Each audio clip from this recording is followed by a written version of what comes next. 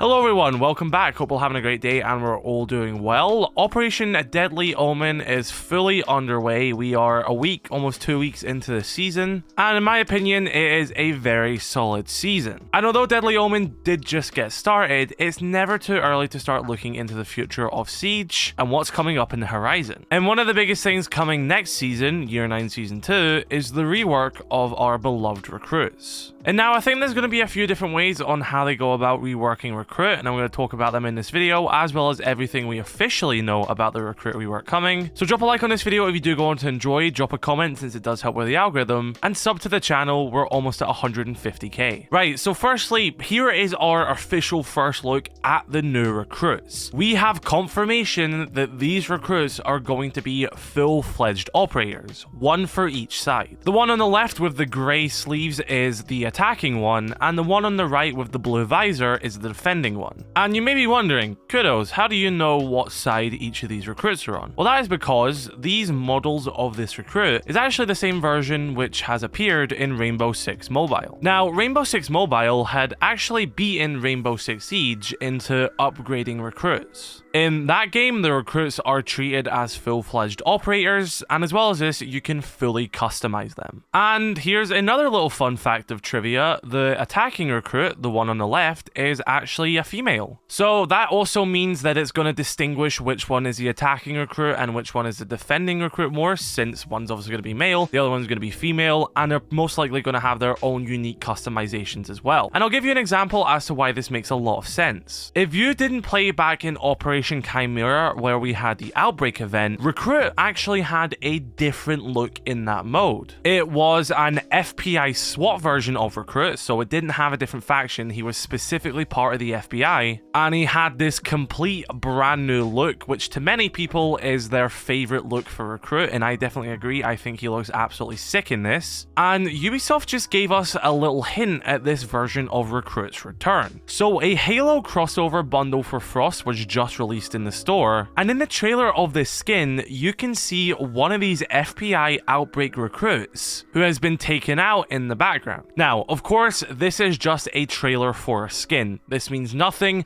This is full of reused assets, as every trailer is. Don't look too deep into it that way. However, it is just quite funny. The first time we ever see Ubisoft reuse this asset of Recruit is a season before the Recruit rework comes out. Either this is just a little nod to this version of Recruit returning, or this is just a complete coincidence. Regardless of that, if this skin for Recruit gets added to this new versions of Recruit, since they will have full customization, so you can change their headgear, uniform, weapon skins, player card background, player card foreground, everything, it would be a bit confusing to have the exact same look on attack and defense. Ubisoft typically try and not do that to avoid confusion. So, with there being a female recruit on attack and a male one on defense, the female one can also have this FBI look, but still be distinguishable from the defending version. So, having the recruits be two complete unique different people makes a lot of sense in that aspect. Now, let's move on to their gadgets. In current Rainbow Six Siege, the version of recruit we have can bring two secondary gadgets. So they can bring a claymore as well as frag grenades, for example, which no other operator can do.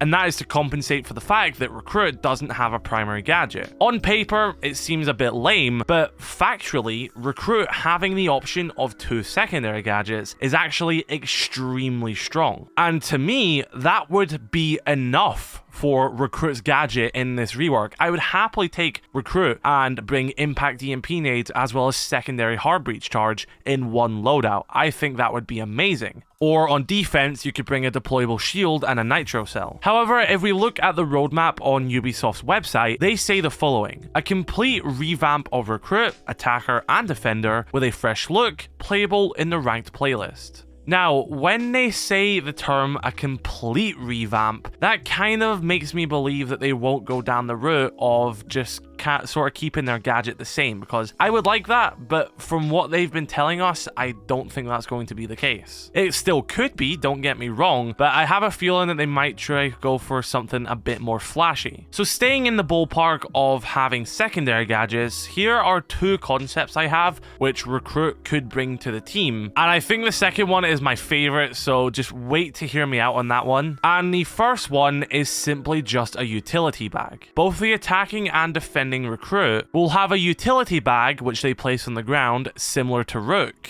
and when your teammates pick this up, it will grant them one extra secondary gadget. Now, maybe you can balance this out a little bit and only 2 teammates can do this, so it isn't like 5 Rook armor plates, it's only 2 of these utilities. And it could be like, okay, well, I'm going to play this defensive hold, so I'm going to pick up this Recruit's gadget and I'm going to have 2 deployable shields to place. This would then make Recruit a backbone operator, allowing for some unique strats, since some certain operators on the team may have an extra secondary gadget. Right, so here's my second concept, and this one is my favorite, and I just want to say, at the reveal panel, Joshua did say that they are going to bring something to the game we've never seen before. So with that in mind, something that a Recruit could do which would be so unique but still very strong, and this is a concept a lot of people have been thinking would become a new operator one day, but that is basically the Blackjack operator. If you've played Black Ops 3, you know what I'm talking about. But what this could basically mean is that Recruit, who's under training for these operators, will be able to use one of those operators' gadget at a given time. Now, you'd of course have to limit this quite strictly. Let's say you can only use it in 20-second intervals, that operator has to be close to you, but when you activate it, you also get your fellow teammate's gadget. So let's say Warden and Recruit are holding down a hallway. Flashbangs and yings are coming everywhere, and this is quite a lot for Warden to do on his own. Well, no worries, Recruit is in his proximity, and Recruit activates his gadget, and then for the next, I don't know, 10, 15, 20 seconds, maybe that's a bit too long, he can now also use Warden's gadget. I mean, it makes a lot of sense from the story standpoint. The Recruits are learning from these operators, why shouldn't they be able to get a little chance at their gadgets? So now for this time frame, Recruit and Warden both have the glances on, and they're immune to flashbangs. The cooldown would still be the exact same as Warden's, you'd still have the exact same counters, but this would be really cool. Let's jump on the attacking side this time. Let's say you're playing vertical above a bomb site. Your teammate is on fuse and he's fusing above. Well, luckily Recruit is beside you and he gets an extra cluster charge. Recruit and fuse then go to separate parts of the room and fuse at the same time. Gotta be quick though, if Recruit doesn't do it within that time frame, he, or shall I say for the attacking side, she would lose that opportunity to use that gadget. Of course, there'd be a lot of balancing involved in this. I'm just throwing out the theory. Is this likely to happen? Probably not. I can imagine this would be an absolute pain to develop.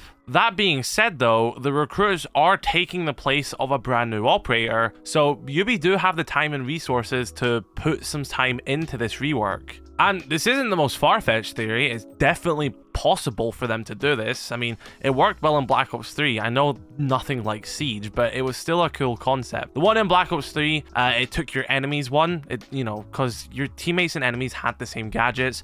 So basically, when you killed an enemy, you then got their special ability. I mean, heck, maybe they could do that in Siege, that if you're a defending Recruit and you kill Sledge, for example, you now have a sledgehammer for the next 10 seconds. I don't think that'd be as useful as getting your teammates one to coincide with you, but who knows, maybe it could be too strong, maybe it'll be balanced in different ways, and we probably won't get this, let's be honest. I think I'm looking way too deep into it. If the Recruit's gadget is simply just bringing 2 secondary gadgets, I'll happily take that. I've been wanting that for a while. One of my first videos to ever do really well on this channel was about how good Recruit is as an operator and how Ubisoft have slept on Recruit. Well, we're finally getting his and her time to shine now going into season 2, and I'm really excited to see a lot of the customization they could do. They could definitely make redhammer soldiers and ghosteyes soldiers, wolfguard, viperstrike, nighthaven, and Kaze Legion skins for each of the Recruits, so you can sort of choose which faction you want. Technically, I assume they're all going to still be rainbow Recruits, but if you just want to dress them up as like a Kaze Legion soldier or dress them up as a nighthaven soldier, you could do that as well, which could be really fun. But yeah, be sure to let me know your thoughts in the comment section below about the Recruit rework. I think this is honestly one of my most hyped things throughout the year.